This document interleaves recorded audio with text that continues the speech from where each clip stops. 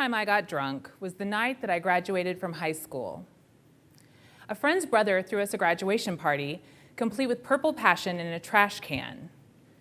I was heavily buzzed when my brother said to me, "Hey, I think the cops may be coming. Let's go drive around." Another brother and sister duo joined us, and as we drove, the younger brother in the back seat said to his sister, "I'm really going to miss you when you go off to college next year." I looked at my brother and began to cry. "Why didn't you say you were going to miss me?" I wailed. I'd never really felt special, so that feeling was always floating somewhere just under the surface of my skin. But now the emotion poured out and all over the other people in the car. When we got back to the party, I found myself laying in the grass with Christopher, a studious boy in my class who I'd never really gotten to know. I poured my guts out to him. "I always thought you were such a bitch," he said, "but you're not." Then we both cried. I woke up the next morning and thought, I can't wait to do that again. I'd always felt like I had a mask on my face, like there was a space between my skin and myself. I often imagined that I could even see through the outlines of the eye holes I was peering through at the world. When I was in elementary school, I would circle the blacktop at recess all by myself, and I did not bubble with friendly energy when I met people. But I constantly fantasized about having a multitude of relationships, and getting drunk allowed me to break past whatever held me back from really being with other people. There's a picture of me from college. I'm wearing a bright pink shirt that says hooch.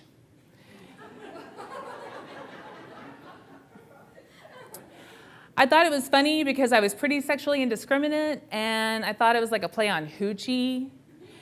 I'm sitting on the ground in front of my dorm, my eyes half closed, my hand is up in a weak devil's horns rock and roll sign, and the front of my shirt is covered in vomit. What you cannot see in the picture is me sexually propositioning every man who was outside of my dorm that night, even though I was covered in puke. At that point, I was drinking every night, and I was getting very good at talking my way out of scrapes. One night, I got pulled over after multiple margaritas, Cape Cods, shots of Tawaka, and Bud Lights. I failed the sobriety test, but was still miraculously let go. I felt invincible. It was during this time that a hair metal band named Poison Cherry played every Wednesday night at The Rock, a dive bar with black walls, sticky floors, and a middle-aged doorman with really long hair and a huge belly. A friend played guitar in the band. He had a hairy chest and dressed like a member of Kiss. The lead singer wore a blonde, spiky mullet wig and no shirt, and I wanted to sleep with the bass player. It all felt very hormonal. I would go, drink, and flash my breasts. I was fat, caught in a cycle of spending every free moment either drinking or nursing hangovers with cheeseburgers and taquitos. I packed myself into black stretch material, put on heavy makeup, and got drunk so that I could become another person. It wasn't necessarily that I admired groupies and tube tops, but for a night I could be an oversexed party girl and feel like being wanted was possible. I also admired the boys in Poison Cherry. From the time I was 5, I'd always dreamed of being in a band, but I'd been too scared to do anything about it. It was that heady cocktail of animal sexuality that led me to be sitting at a stoplight on an access road at 2:15 a.m. after one particular show. You know those dotted lines that help guide drivers when multiple lanes are turning left? I thought, when this light turns green, I'm going to make this turn perfectly inside those lines.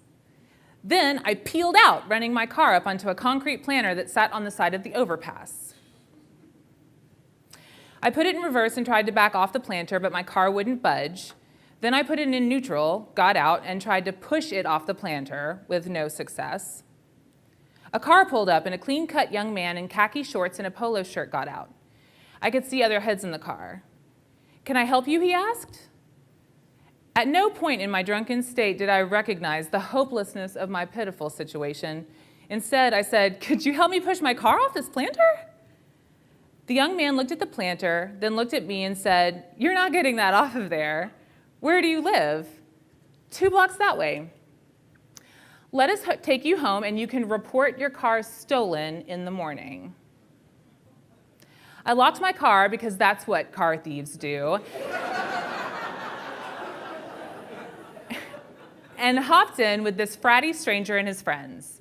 When I got home, I went right inside and fell asleep on the floor in my living room. The next morning, I was hungover, and as was pretty normal at this point in my life, I'd wet myself. Since I needed to get to work, I left the urine spot on the floor. I'll clean it up later had become my life's motto, and waking up at this point in my life had become a regularly demoralizing experience. After showering quickly and getting dressed, I went outside and no car. Maybe I parked in back last night, I thought. I walked around back and no car. I scurried to the front of the building and no car. Oh my God, my car's been stolen, I thought. Then it suddenly came back to me. I felt heavy with guilt and fear at the idea of calling the police and reporting my car stolen, but I could not even recall where my car was. I called work, and then I called the cops and filed a report, the entire time just wanting to confess. But I had no idea how harsh the punishment would be, so I just went through with it. A week later, a detective called and said that I needed to come into the station and have a release signed to get my car out of impound. That's odd, my mother said. She didn't seem to suspect that I'd done anything, but I felt a sinking sense of terror because obviously the cops did. I went to the police substation and sat in my rental car, chain-smoking cigarettes and watching the clock tick down towards 5 p.m. when the detectives would all be gone. Finally, I forced myself to go in. The detective on my case wasn't there, and the one who was there was clearly killing the last few minutes of his workday. When he looked at my case, he seemed confused as to why my car was heading back towards my house when it was wrecked, but then he just shrugged and signed my release. It would be months before I recognized that I was an alcoholic, but this was the beginning of the end. I felt heavy from lying my way through life. And while I had originally fallen in love with drinking because it allowed me to come clean, it was now building a fortress around me.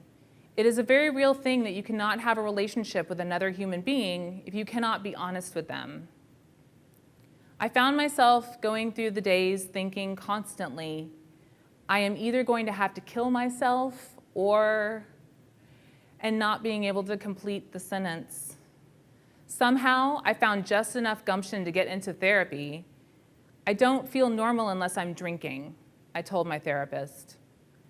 Then I woke up one morning, the sound of my bathtub running, and remembered that I'd turned it on the night before because I wanted to get in it and cut myself.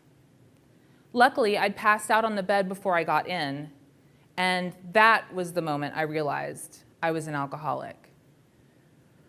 When I first quit drinking, I had not a single hobby. Whole days stretched before me with nothing to fill them but watching VHS tapes of Sex and the City and chain-smoking cigarettes.